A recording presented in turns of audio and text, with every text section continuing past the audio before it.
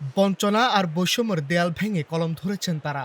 শনিবার সকাল ৯টা তথ্য ও যোগাযোগ প্রযুক্তি পরীক্ষা। পায়রাবন্দ বেগম রোকেয়া স্মৃতি বালিকা উচ্চ বিদ্যালয় কেন্দ্রে দেখা মিলে তাদের, যারা একসময় শিক্ষা থেকে ছিলেন যোজন যোজন দূরে।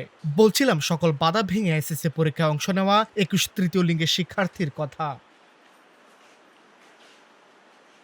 বাংলাদেশ উন্মুক্ত বিশ্ববিদ্যালয়ের অধীনে ২৬ এপ্রিল থেকে শুরু হয়েছে এসএসসি পরীক্ষা। এবার তৃতীয় লিঙ্গের শিক্ষার্থীদের জন্য রয়েছে বিশেষ সুবিধা।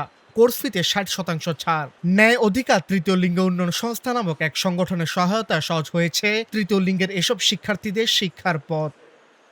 আমাদের জনগোষ্ঠীর মানুষ শিক্ষা থেকে বঞ্চিত, শিক্ষার আলো অনেকের নাই বললেই চলে। সেখানে আমাদের রংপুরের আঞ্চলিক পরিচালক নিজামী স্যার, ওনাকে ধন্যবাদ জানাই। ওনার উদ্যোগেই আসলে উনি আমাকে নিয়ে বসেছিলেন, আমাকে উদ্বুদ্ধ করতে পেরেছেন, যার কারণে আমিও সফল হতে পেরেছি অনেকটা। আমার সফলতার পিছনে অবশ্যই নিজামী স্যারের কৃতিত্ব আছে। শিক্ষাবিদদের মতে অন্তর্ভুক্তিমূলক শিক্ষা নিশ্চিত করা গেলে তৃতীয় লিঙ্গের মানুষ হতে পারে দেশের সম্পদ।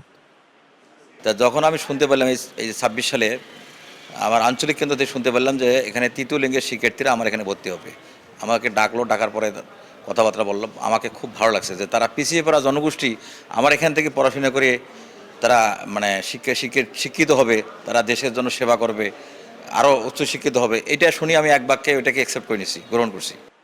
স্বপ্ন দেখার অধিকার সকলের, সুযোগ পেলে বদলে যেতে পারে জীবন। রংপুরের তৃতীয় লিঙ্গের এই ২১ শিক্ষার্থী যেন সে বদলেরই জীবন্ত প্রতিচ্ছবি।